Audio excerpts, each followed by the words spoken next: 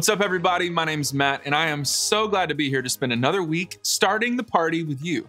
So to kick us off, let's talk about one of my favorite YouTubers, a guy who is definitely a party starter, someone you know, Mr. Beast. Now, how many of you love this guy? See, Mr. Beast has become famous for his giveaways. For example, did you know that one time he opened up a free car dealership? One day he walked around and gave $20,000 each to different unhoused people.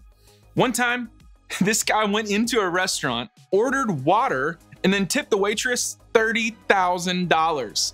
He once gave away $1 million to people, but they only had 1 minute to spend it. And one time, he offered a McDonald's worker $100,000 to quit his job. See, the list goes on for days. He's got over 120 million subscribers, and it's growing every single day. And that's because we love seeing other people win unexpectedly. We love the idea of generosity. Now, when most of us hear the word generous, this is what we think about. Mr. Beast giving away a private island, which he actually did one time. But the truth is, most of us don't have the resources to demonstrate that type of generosity. I mean, for me, I don't have a private island to give away. That's not within my ability. But even if we don't have a bunch of extra money to be generous with, we do have things like time and encouragement, and kind words, and even our talents that we can freely share with other people.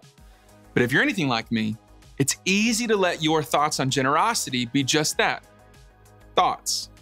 How often have you thought, I should help my friend with that, or I could probably encourage my siblings right now, or I have some time to help my teammates with this skill, but just when you could, you don't. For whatever reason, we just aren't motivated to act. So can we just be real for a few seconds? I think sometimes what keeps us from being generous is fear. We're afraid that if we help someone else win, we'll lose out on something. And we want to get ahead. We want to win, and we want to get the most out of life that we possibly can.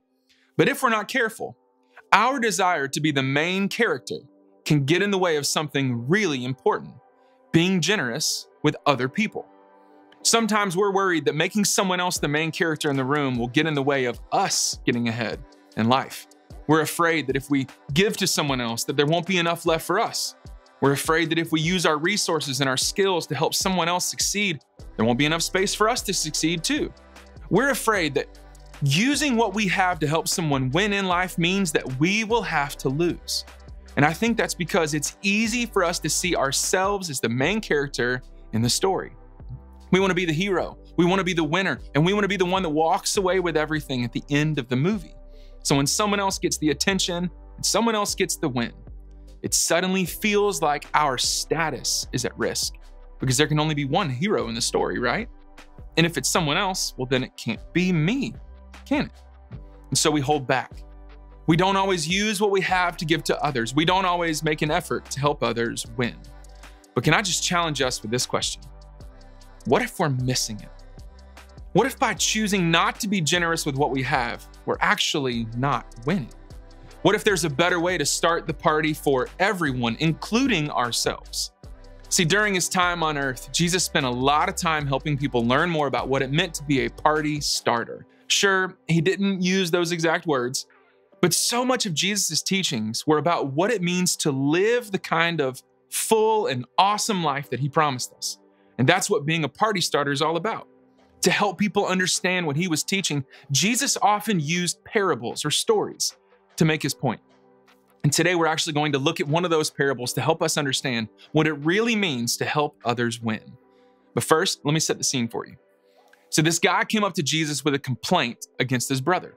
And see, their father had died, and one of the brothers wanted to share their wealth that they inherited, while the other one wanted to keep it for himself. And the brother who was looking to receive his portion of the money asked Jesus to get involved and to tell his brother he should go share the wealth. And this is how Jesus replied. Then he said, beware, guard against every kind of greed. Life is not measured by how much you own. And so right away, Jesus was saying, hey, be careful in thinking that life is all about what you have or what you can get. In other words, be careful thinking that life is only about you. Now, while we don't know for sure, I have to assume that this brother was thinking, what about me though? Will there be anything left for me? And honestly, I get it. I think it's human nature to think that way. And so now Jesus, knowing this, goes into another parable to expand his answer and help us really get to the point of the story. Now in this one, there was a rich man who made some money by running a really successful farm. He grew so much stuff on the farm that he literally ran out of room to hold it all. Instead of finding a way to be generous with the extra crops that he had, this rich guy decided to build even bigger barns to store all the crops for himself. And then he thought he'd be satisfied. But God had a different idea of what this man should do. Take a look at the way the parable ends. Yes, a person is a fool to store up earthly wealth, but not have a rich relationship with God. It's pretty harsh, huh? I mean, nobody wants to be called a fool, but sometimes this is how we think. Like the rich man in this parable, we think that a full life is found in getting everything that we want. But Jesus reminds us here that there's so much more to it than that. A full life, a good life, a rich life, that's not found in what we have. It's found when we are able to celebrate others. When we're able to let go of a scarcity mentality and embrace an abundance mentality. It changes how we see others. See, rather than acting foolish by holding on to everything that we have out of fear, God wants us to be party starters who choose to give what we can so that others can win. Think of it this way. A party starter knows that part of winning is helping others win. You can imagine a party starter as someone who is always cheering for the wins of others. They're the kind of people who, if it isn't totally weird, walk in a room with some noisemakers and bullhorns and doing whatever they can, ready to make some noise, generously encouraging the people around them to win. See, part of looking for ways to help others is realizing that no matter what you have, it's always better to give than it is to receive. Being generous takes sacrifice, but we can be confident that it leads to more of the life that Jesus has promised us. So we live not thinking about what we'll lose, but we live thinking of ways that we can help others and wind up experiencing a more full life. You remember the last World Cup, right? Whether you loved it or you hated it, what you can't deny is that soccer or football is the most popular sport in the world. Every 4 years, teams representing countries all over the globe come together to compete for the World Cup. And this is a really big deal in a lot of different countries. So even though someone in Buenos Aires may never actually step foot in the stadium or make a single pass in a game, they're cheering as though a win for their team is a win for them personally. In fact, when it comes to soccer, sometimes it can even be hard to tell the difference between what a win means to the player versus what it means to the fans. Winning just means so much to everyone. Let me show you what I mean.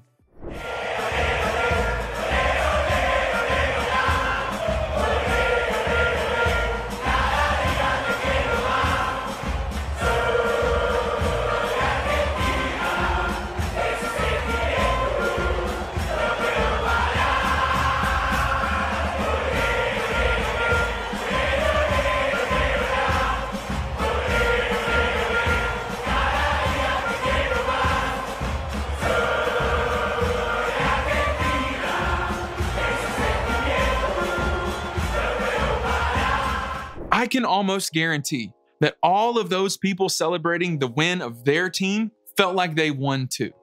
People get really hyped for soccer. But the point is that when someone else wins, we can see it as a win for everyone because we aren't competing against each other, we're on the same team. One of the first Christian leaders, this guy named Paul, he wrote something about this same idea in a letter to his friend Timothy. Look at how he explains the way the followers of Jesus should practice generosity. It says, tell them to use their money to do good. They should be rich in good works and generous to those in need, always being ready to share with others. By doing this, they will be storing up their treasure as a good foundation for the future so that they may experience true life. This is what it looks like to be a party starter, to use what we have to be generous and doing good for others, to share with the people in our lives who need it, to help someone else win without the fear that we will lose. Because as God promises, when we're generous with what we have to give, that's where a true full life is found. Every act of generosity reminds us of how generous God is. And that is one way that we see God at work.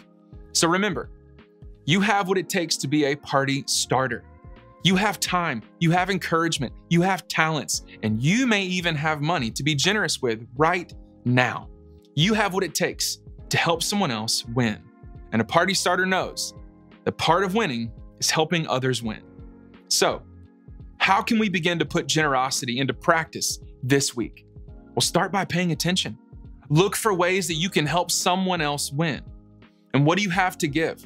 And who is around you that could benefit from your generosity? What would it look like to change your perspective on what winning really is? And then do just one thing to help someone else win. Don't let your generosity end with just a thought. Instead, put that thought into action by using what you have to help someone else win. Just to get you thinking, here's some ideas. Spend some time with a younger sibling, real time, where you genuinely pay attention to them and take an interest in them. You have no idea the kind of impact that would make. Or you could be generous with your compliments. Don't keep your kind words to yourself, either in person or on social media. Share them.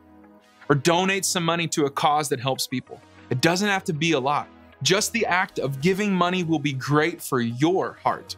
Or you can let someone else have the spotlight sometimes. Resist that urge to one-up them or to be as funny as them in a moment. You can let them shine.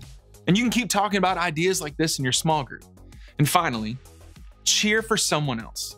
And I mean really, really cheer for them. Be the biggest supporter that you can possibly be to help them win in ways that matter to them. That's one of the best ways to be a generous party starter in someone else's life. Because you know that their win, it isn't your loss. In fact, it's your win too. So remember, a party starter knows that part of winning is helping others win. And one of the best places to start is in your small group. Your group is your team. You're there to support each other, to cheer each other on, and to win together. So now as a small group, take some time to talk through what it means to help each other win. In fact, when you head to group, think about this question to help get you in the right mindset for the conversation.